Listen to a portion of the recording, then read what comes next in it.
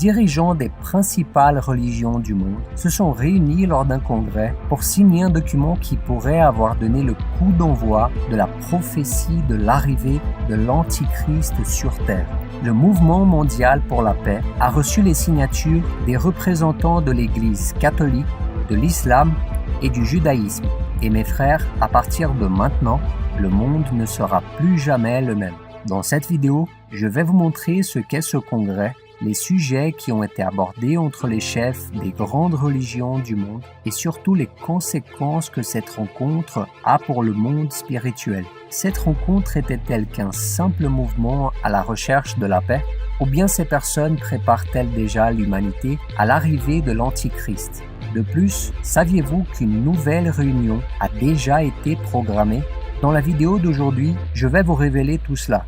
Mais avant de commencer, cliquez sur le bouton like et abonnez-vous maintenant si vous vous identifiez au contenu de la chaîne. Faites ça plutôt maintenant pour ne pas oublier à la fin. Activez aussi la cloche de notification pour ne rien manquer d'important. Regardez cette vidéo jusqu'au bout et laissez votre commentaire en disant ce que vous pensez du contenu. Alors allons-y. Le 7e congrès des leaders des religions mondiales et traditionnelles vient tout juste d'avoir lieu au Kazakhstan. La réunion a eu lieu dans la capitale de ce pays, Nur-Sultan, auparavant appelé Astana, et a rassemblé plus de 100 représentants d'une cinquantaine de pays. Parmi eux, le chef de l'Église catholique, le pape François, le grand imam de la mosquée Al-Azhar, le professeur Ahmed Al-Tayeb, qui dirige la religion sunnite liée à l'islam, le grand rabbin séfarade de l'État d'Israël, Itzhak Yosef, qui représente le peuple juif, et le chef du département des relations extérieures de l'Église orthodoxe russe. Et pendant ces 3 jours, les chefs religieux ont discuté d'un thème en commun, le nouveau mouvement mondial pour la paix. En fait, le mot « paix » a été le mot le plus souvent mentionné par ces hommes pendant la durée de l'événement. Et selon les informations des organisateurs du congrès eux-mêmes, les représentants ont été repartis en groupe de travail pour analyser le thème central sur le rôle des dirigeants dans le développement spirituel et social de l'humanité après la pandémie du Covid-19. Le pape François a fait l'ouverture et la clôture de la réunion et dans l'un de ses discours, il a défendu le droit à la liberté religieuse et le besoin urgent d'un accord de paix entre les religions. Il a également lancé un appel à tous pour qu'ils recherchent la paix plutôt que les armements.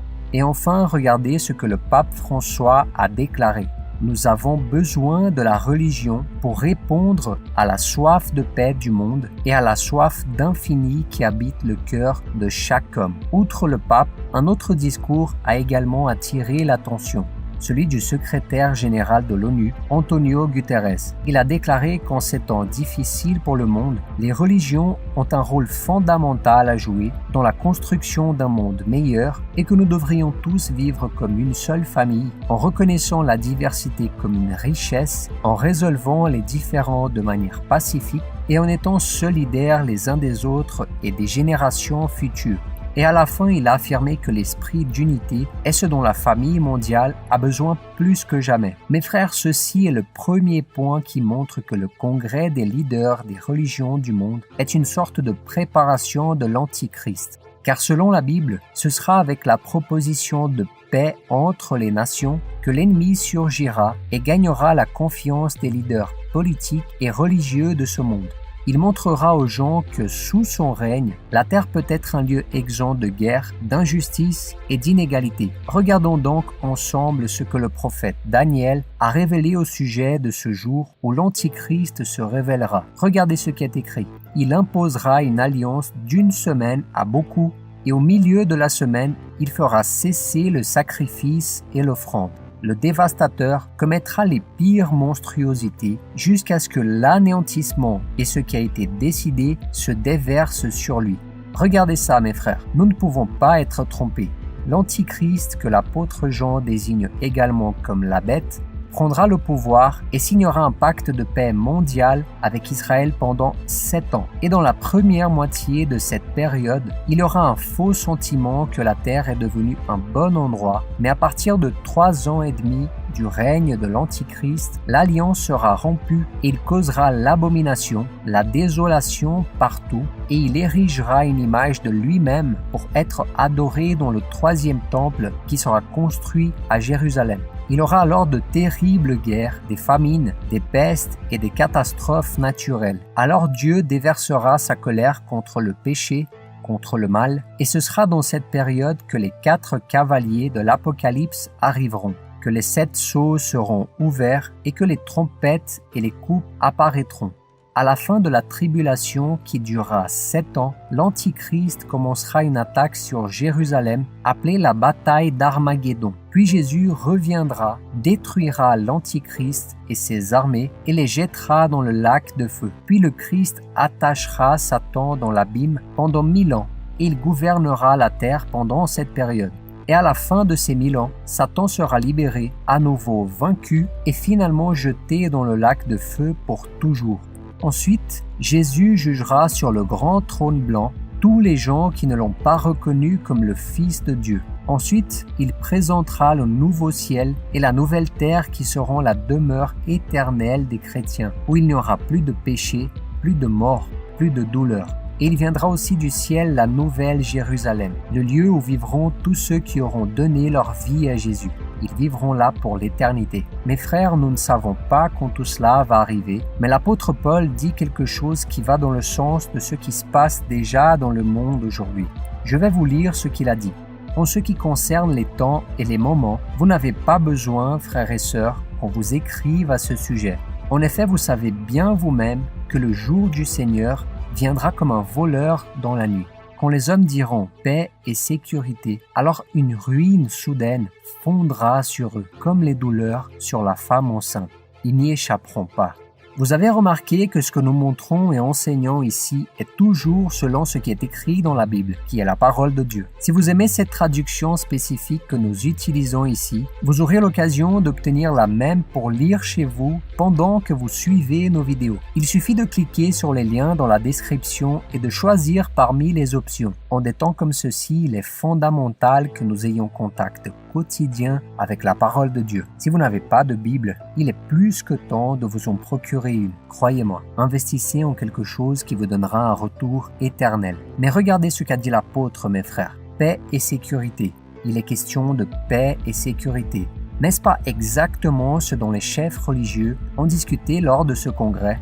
Qui peut nous assurer, mes frères, que ce n'est pas juste la répétition de quelque chose qui va se produire bientôt? Mon intention ici n'est pas de provoquer la panique parmi vous, mais c'est un fait que les prophéties concernant la fin des temps et le retour de Jésus sont en train de se réaliser.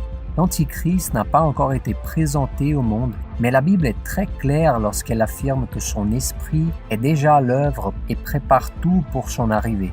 Et cela pourrait arriver en 2025 par exemple, qui est l'année où se tiendra le prochain congrès des leaders des religions du monde.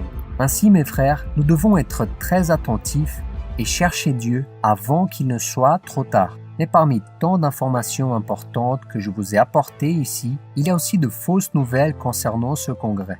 Certains sites et chaînes ici sur YouTube prétendent qu'une nouvelle religion qui sera adoptée par tous aurait déjà été créée lors de ce congrès au Kazakhstan, le Chrislam, c'est-à-dire la jonction des mots christianisme et islam. Mais ce ne sont que des fake news. Un nouvel ordre politique, social et religieux sera certainement imposé dans le monde, mais ce sera fait par l'Antichrist. Et je sais que beaucoup de gens doivent dire que tout cela est absurde et qu'il n'y a rien de mal à ce que les chefs religieux s'unissent pour atteindre un objectif commun, à savoir la paix. Mais mes frères et sœurs, il faut que quelque chose soit très clair pour nous concernant ce congrès. Le nom de Jésus n'a pas été mentionné une seule fois. Comment un leader religieux peut-il parler de paix sans mentionner le prince de la paix qu'est Jésus-Christ? Ils ont dit que les religions doivent étancher la soif d'infini qui habite le cœur de chaque homme, mais ils n'ont pas mentionné la source d'eau vive qui est Jésus. Lui seul est capable d'étancher la soif de l'âme et de l'esprit de l'être humain et de combler son désir d'éternité.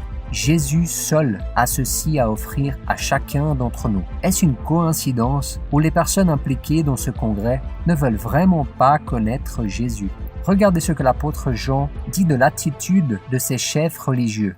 Voici comment identifier l'Esprit de Dieu. Tout esprit qui reconnaît que Jésus est le Messie venu en homme est de Dieu. Et si un esprit ne reconnaît pas que Jésus est le Messie venu en homme, il n'est pas de Dieu. C'est l'esprit de l'Antichrist. Vous avez appris sa venue et maintenant déjà, il est dans le monde. Regardez ça, mes frères. Je sais que nous voulons tous vivre dans un monde plus juste, avec moins de violence et moins de guerre. Mais l'idée de ce monde parfait est une idée fausse, parce que cela ne se produira pas avant le retour de Jésus. Ce n'est qu'à ce moment qu'il établira son gouvernement parfait. Ainsi, mes frères, nous devons faire très attention à ce qui se passe autour de nous et nous devons regarder ce que la Bible dit à ce sujet. Ce que la Bible dit est la vérité et c'est à cette vérité-là que nous devons obéir.